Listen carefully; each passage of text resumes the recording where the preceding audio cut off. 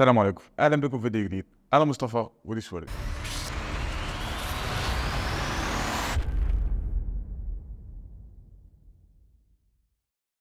في الفيديو اللي فات اتكلمت عن الكريدت كارد ويعني ايه كريدت كارد ومميزاتها وعيوبها وليه تفتحها وليه ما تفتحهاش، وفي نفس الوقت برضو اتكلمت عن الفيديو اللي فات ان ازاي الكريدت كارد دي بتبدا وازاي بتشتغل وايه مميزاتها مع الكارت كمستخدم وكبنك وبرضو مكان او بزنس بتستخدم الكريدت كارد عشان تستلم فلوسك او عشان العملاء بتوعك يدفعوا. فلو انت خلاص قفلت معاك ان انت عايز تفتح كريدت كارد سواء لشغلك او ان انت عايز تستخدمها في حياتك، مثلا انت تشتري حاجات من بره او ان انت تشتري حاجات في مصر تقسطها، فانا جاي اقول لك النهارده احسن 3 بنوك تفتح فيهم كريدت كارد. الفيديو ده هنمشي كالتالي ان احنا هنستخدم كل كارت او هنقول عن كل بنك ونشوف مميزات الكارت، مصاريف الكارت، التيرز او المستويات بتاعه الكارت، واخر حاجه خدمه العملاء او دعم البنك. بس قبل ما ابدا اهبط خليني اقول لك ان ده ترشيحي الشخصي، مفيش ولا بنك من البنوك دي كلمتني في حاجه او قالت لي اعمل لنا دعايه لحاجه، يعني بالعقل كده لو ليا النفوذ ان انا اتكلم مع البنوك واعمل لهم اعلانات ما كانش ده بقى حالي يعني. بس الحمد لله على كل شيء، ويلا نبدا الفيديو. يلا بينا.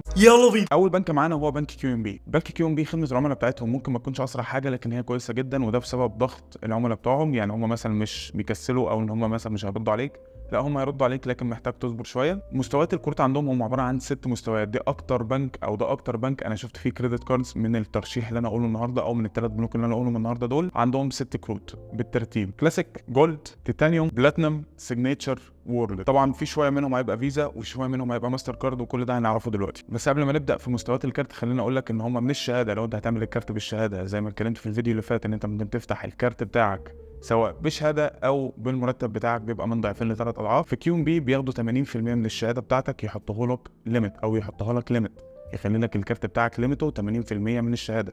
فلو انت فاتح ب 10000 جنيه شهاده الليميت بتاعك لازم تكون مترجم وعارف ان هو هيبقى 8000 جنيه. وبالنسبه للمرتب فهو من ضعفين ل3 اضعاف المرتب. يعني انت لو مرتبك 10000 جنيه فهم هيحطوا لك ليميت لغايه 30000 جنيه، يعني الماكسيمم بتاعك 30000 جنيه. وبالنسبه ل 80% فدي من اقل النسب اللي انا شفتها ان هم هياخدوا من الشهادات. يعني معظم البنوك بتبقى 90%، لكن كيو ام بي من اقل النسب اللي انا شفتها بين البنوك. يعني ده في مصر بقى، مش في الفيديو بتاع النهارده او في ترشيحات النهارده. لكن بصراحه اجراءات البنك كانت سريعه وكل حاجه خلصت في 2 كلام. انا دخلت وقعت الورقه قلت لهم ان انا عايز اعملها، حطوا الشهاده عملوها، خلاص الموضوع خلص في 2 كلام. يعني طبعا كل كارت من دول ليه مصاريفه الشخصيه او ليه مصاريفه لوحدها مختلفه عن كل كارت تاني، ومختلفه كمان سواء احنا بنتكلم في فيزا او ماستر كارد. فخلينا نبدا باول كارت وهو كارت كيو ام بي كلاسيك. مصاريف استخراج الكارت 250 جنيه، الليميت بتاعك من 3 ل 8000 جنيه. ولو انت تخطيت ال 57 يوم اللي هم الجريس بيريود او النو جريس بيريود اللي احنا كنا اتكلمنا عنها المره اللي فاتت، فالنسبة اللي هتنزل عليك أو الفايدة اللي هتنزل عليك 4.25%، يعني 4.25%. ودي برضو من أعلى الفوائد، هي وبنك تاني في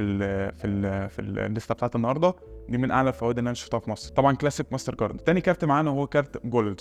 جولد بينزل فيزا، بيبقى فيزا. مصاريف الكارت بتبقى 300 جنيه، الليميت بتاعك من 8000 جنيه ل 40000 جنيه. وبرضه النسبة اللي انت بتتحط عليك بعد 57 يوم اللي هي الجريس بيريد، خلينا نسميها الجريس بيريد. الفايدة بتاعت الجريس بيريد طول الفيديو هي برضو 4.25%. تالت كارت معانا هو التيتانيوم. التيتانيوم بيبقى ماستر كارد. مصاريف الكارت 400 جنيه، الليميت بتاع الكارت من 30000 جنيه ل 100000 جنيه، برضو 4.25%. خليها ثابت عليك. رابع كارت معانا هو كارت بلاتينم. الكارت البلاتينم بيبقى فيزا، التيتانيوم بيبقى ماستر كارد. دي يعني ترجم نفسك عليها. ماستر كارد وفيزا يعني بغض النظر عن الفيديو كله، ماستر كارد وفيزا بيبقى لهم تيرز معينه. يعني مثلا في فيزا هتلاقي انفينيت، في ماستر كارد هتلاقي حاجه اسمها وورلد اليت، في فيزا هتلاقي سيجنتشر هتلاقي قصادها برضو وورلد. انفينيت دي اعلى حاجه في فيزا، اعلى حاجه في ماستر كارد هي وورلد اليت. فخلينا نخش على الكارت الخامس وهو سيجنتشر. سيجنتشر يبقى ايه ماستر كارد ولا فيزا؟ ماستر كارد. إجابة غلط، هي فيزا. مصاريف الكارت بتبقى 2500 جنيه، ليميت الكارت بتاعك من 70000 جنيه ل 200000 جنيه. طبعا لما بقول 200000 جنيه يعني 199.999 جنيه، لأن أول ما بتوصل ل 200000 جنيه أنت بتطلع للشريحة اللي فوق. آخر كارت عندهم هو وورلد ده زي ما قلت من شوية ماستر كارد. مصاريف الكارت بتاعتهم بتبقى حوالي 8000 جنيه، هم 8000 جنيه بالظبط مش حوالي ولا حاجة. الليميت بقى بتاعك من 250000 جنيه وأنت طالع لغاية مليون جنيه. في الكروت الكبيرة بتاخد خصومات أكبر، حاجة زي خدمة الكونسيرج اللي احنا هنتكلم عنها في فيديو تاني لوحده. بس ببساطه ان هو بيخلي لك مثلا انت يحجز لك اوضه في فندق، يحجز لك عربيه، يخلي لك مثلا يخلص لك مشاويرك. مثلا لو انت رايح تجيب تذكره، هي دي خدمه الكونسيرج. البنوك الاكبر بتساب يعني بتخليك ان انت تدخل في خدمه الكونسيرج. يعني انت مثلا واحد معاك بلاتينم اكيد مش هيبقى معاك كونسيرج. حاجه زي السيجنتشر والانفينيت والورلد اليت اكيد معاهم خدمه الكونسيرج، غير طبعا خصومات اللاونج البي اي بي بتاعت اي مطار، وبتبقى على حسب المطارات. ممكن مثلا كارت مثلا يعني السيجنتشر يقول لك انت ليك 25 مطار في العالم كله، تلاقي اللي فوق الانفينيت بيقول لك اكتر من 1000 مطار في العالم كله. لكن التفاصيل دي كلها انا ماليش دخل فيها. انت ممكن تكلم كل بنك على حسب البنك اللي انت عايز تفتح فيه او ان انت تبدا فيه. ممكن تكلم الكيو ام بي او تكلم البنكين اللي انا لسه هقولهم دلوقتي، ممكن تقول لهم ايه الخدمات اللي انتوا بتقدموها مثلا مع حاجه زي السيجنتشر او حاجه زي البلاتنم او حاجه زي الورلد مثلا. انت تخش تقول له، هو يقوم طرش لك الخدمات كلها. ودي انا ماليش دعوه بيها لان انا مش بعمل اعلان للبنك، بس انا بقول لك على مميزات كل كارت. انا يعني ليه نصيحه شخصيه، انت ممكن تروح للبنك ده، ممكن تروح لبنك تاني، بس اهم حاجه ما تروحش البنك الاهلي ولا بنك مصر، سكه ودوري. تاني كارت معانا وهو كارت بنوك فاب او بنك ابو ظبي الاول، فارست ابو ظبي بنك. كل كروته حاليا دلوقتي فيزا. كان في ماستر كارد قبل كده وكان في فيزا، بس اليومين دول بقوا فيزا بس، وده حاجه كويسه جدا للناس اللي بتشتغل فريلانس وعايزه تربط الفيزا بتاعتهم باي بال. فخلينا نخش في اول كارت. هو عندهم الدنيا معقده بس في نفس الوقت بسيطه. يعني مثلا اول حاجه كده عندنا التيتانيوم والجولد وحاجه اسمها شاين، الثلاثه نفس التير بنفس مصاريف الكارت، بس الشاين ده للسيدات، ممكن برضو هم يروحوا يسالوا عن الخصومات بتاعتهم او مميزات كارت شاين. انما الجولد وتيتانيوم بيبقوا نفس الكارت. الليميت بتاعك من 5000 جنيه ل 39000 جنيه 999 جنيه، ومصاريف الكارت بتبقى 400 جنيه. في برضو حاجه اللي هي الجريس بيريد، الفايده بتاعت الجريس بيريد لو انت كسرت ال 75 يوم، لسه قايل دلوقتي بس بفكرك، 5%، دي اعلى فايده انا شفتها لغايه دلوقتي. تاني كارت معانا هو كارت بلاتنم. كارت بلاتنم بيطلع ب 650 جنيه او 600 جنيه. تاني كارت معانا هو كارت بلاتنم بيطلع ب 600 جنيه. الليميت بتاعك بيبقى من 40000 جنيه ل 199999 جنيه.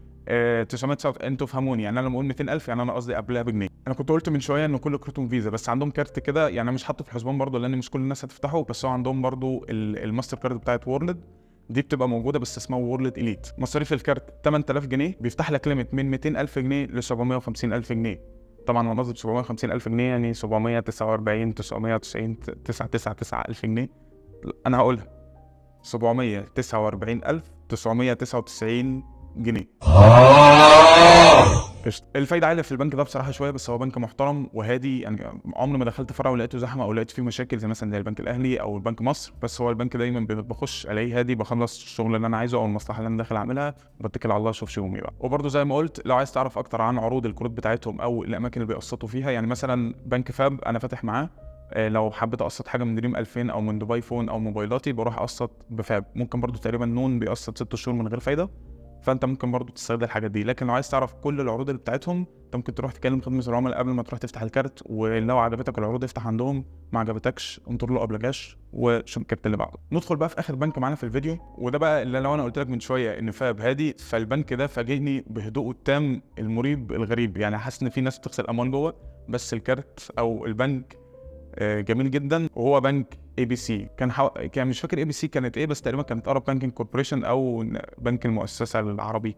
يعني المهم البنك ده بقى حرفيا كل كروته اللي عنده فيزا، يعني كل حاجه بتنزل جوه البنك او بيتم اصدارها مفيش حاجه خالص ماستر كارد، كل حاجه عندهم فيزا. عندهم 5 انواع كروت. اول كارت هو الكلاسيك. الكلاسيك مصاريف استخراجه 100 جنيه، الليميت بتاعك من 2000 جنيه ل 4999 جنيه، دي بقى اقل فايده في مصر 2.5%. تاني كارت معانا هو جولد. جولد مصاريف استخراجه 250 جنيه، الليميت بتاعك من 5000 جنيه ل 24999 جنيه او 25000 جنيه. تالت كارت هو البلاتنم، مصاريف استخراجه 400 جنيه، لكن خد بالك بقى البلاتنم شاطح شويه، يعني ما طالع من 25000 جنيه لغايه 4 مليون جنيه. رابع كارت معانا هو كارت السيجنتشر، ده طبعا فيزا زي ما قلت من شويه، ده اقل مصاريف استخراج في مصر بيطلعها البنك، ده بيطلع لك كارت السيجنتشر ب 1000 جنيه، الليميت بتاعك من 4 مليون جنيه لنص مليون جنيه. واخر كارت وده يعني بص ده بقى اللي هو انت طاير في السماء، الانفينيت، ده كارت طالع من فيزا، مصاريف استخراج الكارت برضو اقل نسبه في مصر 2000 جنيه، الليميت بتاعك من نص مليون جنيه ل 2 مليون جنيه. طبعا هنا احنا بنفتح بقى ايه، فتحنا كده على الرابع، احنا ممكن نكلم البنك برضو زي ما قلت من شويه وهقولها تاني،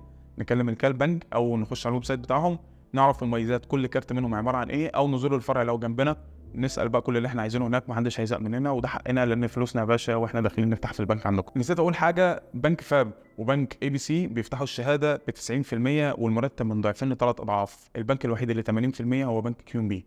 طبعا انا قلت الثلاثه دول ترشيح شخصي مني انا ليكم.